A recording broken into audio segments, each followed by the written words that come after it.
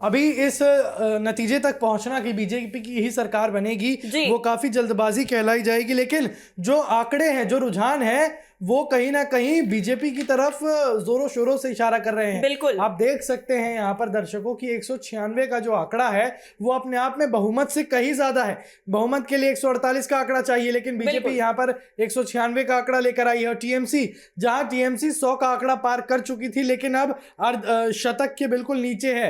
और ये लगा लीजिए, आप ये समझ लीजिए कि टीएमसी के पास अभी जितनी सीटें हैं उतनी ही सीटें अभी इनको और चाहिए, उससे बाकायदा ज्यादा सीटें चाहिए। देखिए, जैसा टीएमसी की प्रमुख ममता बनर्जी ने बोला था कि 200 के पार हम करेंगे सीटें, तो बीजेपी यहां 200 के पार अभी जो रुझान सामने आ रहे हैं उसमें करती हुई नजर आ रही है। तो ये जो दांव है वो कहीं ना कहीं उल्टा टीएमसी पर पड़ता हुआ नजर आ रहा है साफ तौर पर। बिल्कुल सहमत। यहाँ पर साफ तौर पर अगर हम बात करेंगे कि बीजेपी महज 4 सीटों के अंतर पर दूर है 200 के बहुमत से, लेकिन बीजेपी ने, खैर अगर चलिए मान लीजिए 200 पार ना भी हुआ तब भी बीजेपी की तो जीत मानी ही जाएगी। बिल्कुल बीजेपी की ऐतिहासिक जीत मानी जाएगी। सोचिए, पश्चिम बंगाल में लगातार 3 बार जहां टीएमसी की सरकार थी, ममता बनर्जी की सरकार थी, ममता बनर्जी को लोग मुख्यमंत्री से ज्यादा दीदी का दर्जा देते थे। अब ऐसा प्रतीत हो रहा है कि भैया पश्चिम बंगाल की जो जनता है वो अब दीदी को भूलती जा रही है। अब यहाँ पर प्रधानमंत्री मोदी को बुलाया जा रहा है, यहाँ पर बीजेपी को बुलाया जा रहा है। देखिए अंकुर, ममता बनर्जी के लिए एक और भी चीज कही जाती है कि पश्चिम बंगाल में कुछ भी हो जाए लेकिन ममता बनर्जी नहीं जा सकती हैं। और ममता बनर्जी का ये जो भरोसा था वो इस बार पूरी तरह से डगमगाता हुआ नजर आ रहा है।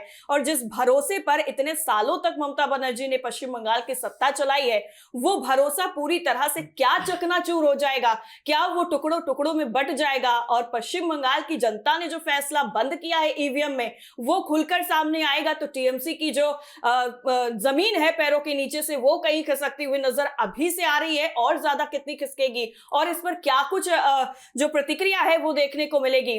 तो अभी अंकुर ये देखिए कि ममता बनर्जी किस तरह से भी बयान भी दे चुकी हैं, आरोप भी लगा चुकी हैं बीजेपी पर, चुनाव आयोग पर। तो इससे क्या नजर आ रहा है साइमा? साफ तौर पर जो यहाँ ममता बनर्जी ने बयान दिया, जो ममता बनर्जी को विश्वास था, वो इस वक्त कहीं ना कहीं विश्वास से ज्यादा वहम नजर आ रहा है। क्योंकि ये तस्वीरें, ये आंकड़े कुछ और ही बयां कर रही हैं। जहां जगह देखिए, पश्चिम बंगाल में देखिए, एक बार पश्चिम बंगाल की गलियों में जाके देखिए तो बीजेपी की लहर सबसे ज्यादा नजर आ रही है। वही टीएमसी के कार्यालय, टीएमसी के लोग चुप बैठे हैं। ये बात गलत नहीं है कि हिंसा देखने को मिली है। बिल्कुल, आज काफी हद तक जो है हिंसा देखने को मिली, चाहे हम आसनसोल की बात करें, चाहे हम बांकुर की बात करें, चाहे हम कहीं भी जहां पर काउंटिंग हो रही है, जहां पर टीएमसी को लगता हो कि यहाँ पर हिंसा से कुछ बात बिगड़ सकती है, क्योंकि यहाँ पर जो है वोटिंग को खसकाने की जो नियत बनाई जा सकती है। लेकिन हालांकि सुरक्षा बलों ने उन चीजों को अपने काबू में कर लिया। लेकिन सोचने वाली बात यह है साइमा कि जो ममता बनर्जी के साथ साथ, चाहे अभिषेक बनर्जी की बात करें, जहांगीर खान की बात करें, चाहे किसी और नेता की बात करें, उनका सबका भरोसा था टीएमसी को लेकर, जो खैर अब तो टूटता हुआ नजर आ रहा है। लेकिन हुमायूं कबीर जो पहले टीएमसी के सगे हुआ करते थे, अब वो टीएमसी के विपक्ष हो गए हैं, विरुद्ध हो गए हैं। कहीं ना कहीं हुमायूं कबीर ने बहुत बड़ा वोट बैंक कहीं खिसका तो नहीं दिया है टीएमसी का। देखिए, वोट बैंक खिसकाना या ना खिसकाना वो तो चलिए राजनीतिक बात है, लेकिन यहाँ पर ममता बनर्जी को इतना विश्वास था कि हुमायूं कबीर रहे या जाए, लेकिन सरकार ममता बनर्जी की रहेगी, सत्ता ममता बनर्जी की रहेगी। लेकिन बीजेपी ने इस विश्वास को तुरंत ही, यूं कहूं कि मैं एक वहम में तब्दील कर दिया। ये आंकड़े जो आप साफ तौर पर देख सकते हैं, 191 बीजेपी और टीएमसी 97 पे है, तो ये कहीं ना कहीं टीएमसी के लिए चिंताजनक विषय है। बिल्कुल, देखिए अभी 200 का आंकड़ा पार करने में बस कुछ ही चीजें बची हुई हैं, और कुछ वक्त के बाद हो सकता है कि ये 200 का आंकड़ा भी बीजेपी पार कर ले। लेकिन टीएमसी की सुई अभी पर वहीं पर अटकी हुई है, 97, यानी अभी 100 तक भी नहीं पहुंच पा रही है। और अभी ये जो रुझान है वो जैसे जैसे आगे बढ़ रहे हैं वैसे वैसे टीएमसी पीछे खिसकती हुई नजर आ रही है, आगे बढ़ती हुई अंकुर नहीं नजर आ रही है। देखिए, साफ तौर पर साइमा, अभी अगर हम टैली की बात करें तो उसमें साफ तौर पर ये कहा जा सकता है कि अभी टीएमसी 92 पे था और एकदम से 97 पर जंप कर गया। यानी टीएमसी को यहाँ 5 सीटों की बढ़त मिली है और बीजेपी अभी 196 पे थी तो वो 191 पे आ गई, यानी बीजेपी की 5 सीटें कम हुई है। फिलहाल ये तो जब तक चुनावी निष्कर्ष नहीं निकल जाते तब तक तो ये बढ़ना कम होना लगा रहेगा। लेकिन सोचने वाली बात ये है कि ये 5-10 सीटों का खेल नहीं बचा साइमा। यहाँ पे कम से कम कम यूं लगा लीजिए कि 100 सीटों की बराबरी चाहिए होगी। किसको? टीएमसी को। टीएमसी को कम से कम 90 से 100 सीटों की बराबरी चाहिए होगी।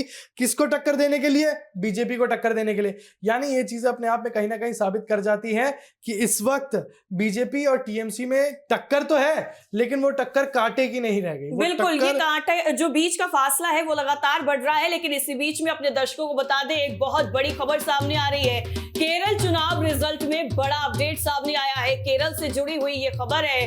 पेरंब्रा सीट से IUML उम्मीदवार फातिमा जीत चुकी है। जी हाँ, ये बड़ी खबर जो है ये हम आपको बता रहे हैं। चतुर्नूर सीट से बीजेपी उम्मीदवार जो है वो लगातार जीत अभी दर्ज करते हुए नजर आ रहे हैं। 4012 वोट से जीत दर्ज की है बीजेपी उम्मीदवार ने केरल चुनाव रिजल्ट में। बड़ा काफी ज्यादा देखिए अंकुर, यहाँ पर ये बड़ी खबर आ रही है केरल चुनाव से जुड़ी हुई, जहां पर बीजेपी जो प्रत्याशी है वो जीतते हुए नजर आए हैं।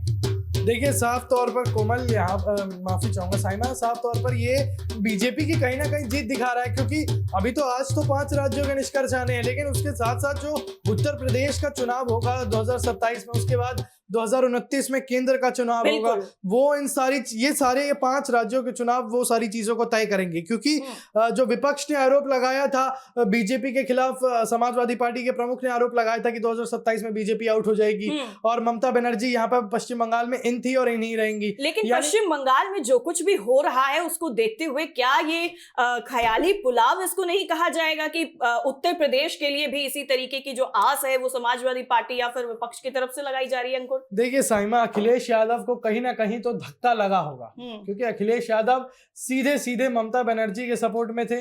अखिलेश यादव सीधे सीधे बीजेपी के विपक्ष में थे।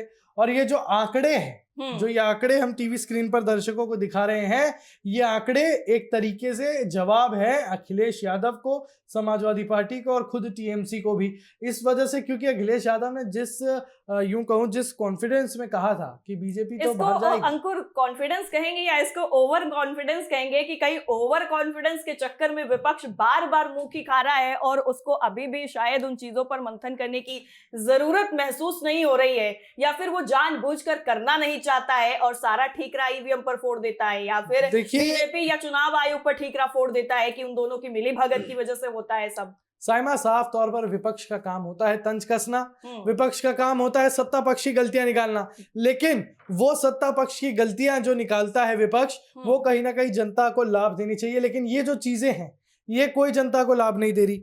हमने पहले भी कहा था कि अगर बीजेपी किसी जगह से हारती हुई नजर आती है तो वहां पर ईवीएम एकदम अच्छे से काम कर रहा है, वहां पर इलेक्शन कमीशन एकदम निष्पक्ष है।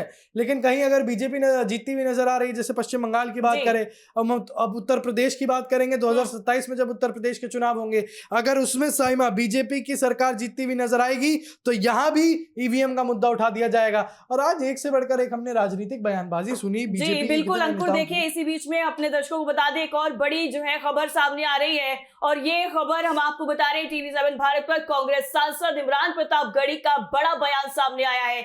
बहुत बड़ी खबर आपको बता रहे हैं। केरल सीएम पर सांसद इमरान प्रतापगढ़ी ने बयान दिया है। केरल सीएम पर फैसला विधायक दल की बैठक में लेगी पार्टी, और ये इमरान प्रतापगढ़ी का बयान है। केरल सीएम पर सांसद इमरान प्रतापगढ़ी ने अपना बड़ा बयान दिया है और उन्होंने कहा है कि जो पार्टी है वो फैसला लेगी सीएम को लेकर के, और ये इमरान प्रतापगढ़ी जो है वो ये बयान देते हुए नजर आए हैं। और कांग्रेस सांसद का ये जो बड़ा बयान है वो चुनाव को लेकर के आया है, जिसके बाद केरल सीएम को लेकर के भी जो चर्चाएं हैं वो होने लगी हैं। और चलिए अब आपको हम सुनवा देते हैं और दिखा देते हैं इमरान प्रतापगढ़ी का बयान। मुझे लगता है इसका फैसला विधायक दल की बैठक में होता है। कांग्रेस एक लोकतांत्रिक पार्टी है और राहुल गांधी जी, मल्लिकार्जुन खड़गे जी, मुझे याद है जब पहली बैठक हुई थी, बहुत महत्वपूर्ण, कांग्रेस पार्टी के सारे नेता थे, तो राहुल जी ने खुल के कहा था कि मुख्यमंत्री कौन बनेगा इसका फैसला विधायक दल की बैठक में होगा, इसका फैसला मल्लिकार्जुन खड़गे जी करेंगे, इसका फैसला पार्टी करेगी, आप लोग एकजुट होकर के चुनाव लड़िए। तो मुझे लगता है कि जिस ताकत और जिस यूनिटी के साथ वहां कांग्रेस लड़ी है उसको बधाई।